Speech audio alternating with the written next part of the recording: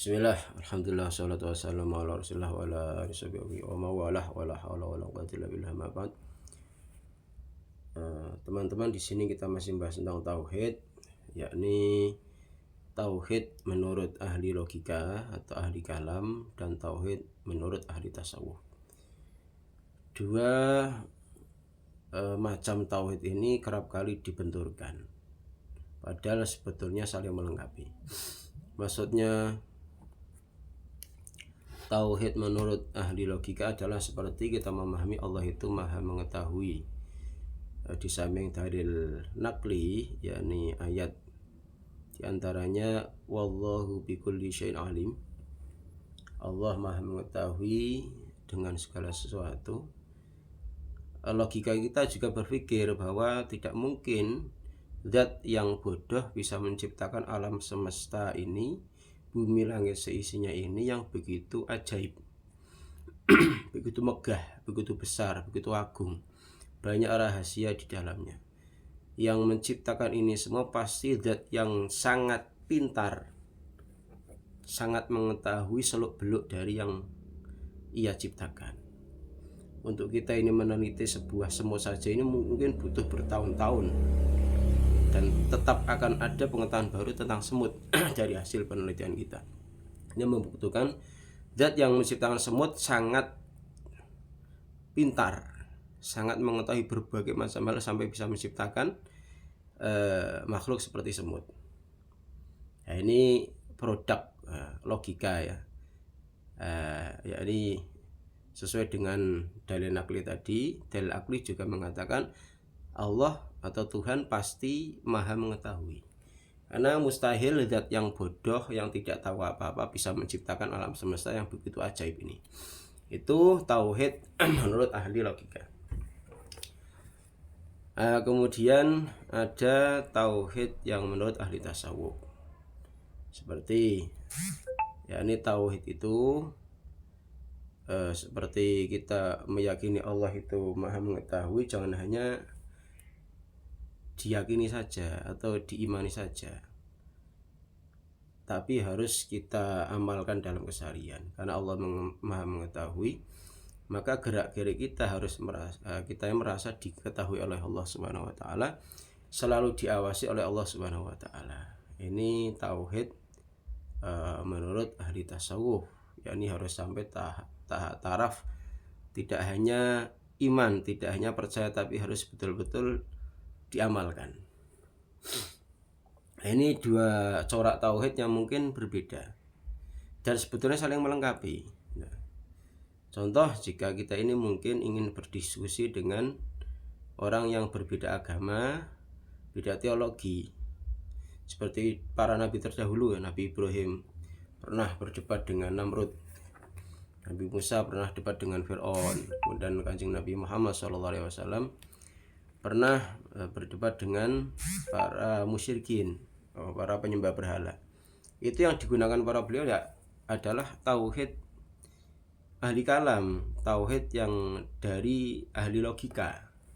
Jadi tidak mungkin Tuhan itu lebih dari satu, karena apapun itu jika diurus, ditangani oleh orang yang lebih dari satu, maka yang ada malah kacau. Contoh, desa ditangani oleh dua kepala desa, maka yang ada hanya kekacauan. Negara dipimpin oleh dua kepala negara, yang ada adalah kekacauan, tidak menghasilkan hal-hal yang baik, hal-hal yang positif. Maka bumi langit dan seisinya ini, alam semesta, harus diurus oleh Tuhan yang satu, tidak bisa lebih dari satu. Karena apapun itu jika diurus oleh dua atau lebih, maka yang ada adalah kekacauan. Ini yang kita gunakan adalah tauhid ahli logika, sehingga pas penempatannya. Kemudian untuk ahli tasawuf ini juga penting, sebab jika hanya logika tapi tidak terpancar dalam amalnya keseharian, maka menurut Imam Ghazali ini tidak dianggap sebagai ulama agama, hanya pintar merangkai kata lah. Ini dalam Ihya, dalam kitab Ihya ini disebutkan wal mutakallim idza tajarrada lil madharah wal mudafa'ah wa lam yasluk tariqal akhirah wa lam yastaghil bi ta'hudil qalbi wa salahihi lam yakun min jumlati ulamaddin aslan. Orang yang ahli kalam, ahli logika, jika hanya berdebat saja, berdiskusi saja tanpa dia ini menempuh jalan akhirat dan juga sibuk untuk membersihkan hati, menata hati, memperbaiki hati, maka ahli logika seperti ini bukan termasuk ulama agama, tapi ulama dunia. Hanya untuk berdebat saja, tapi kesehariannya tidak mencerminkan dia itu yang beriman. Dia tahu Allah itu maha mengetahui, mendengar, melihat, tapi kesehariannya dia masih bermaksiat.